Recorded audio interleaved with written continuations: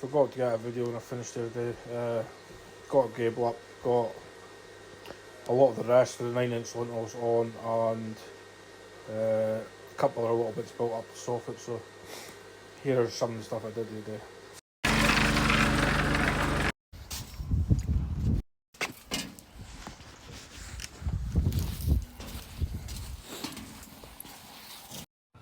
Okay, then start it from the morning.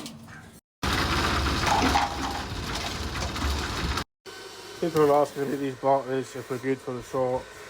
I've done a Hale gable today, and I used this end, which was doing 7%, and then I used this end, which is at 71, so it's 29. And I managed to get all the cuts done. Both sides of gable, I got it on the lintel, across the top of the lintel, 2 big lintels. The rest of the lintel, and then I went to the other side and done the same again, so they do last pretty long. I'd say you'd probably get a normal house has only got 2 gables, so at least get all the gables done. Your cuts across your lintels, etc. 2 batteries, which would do you for your day.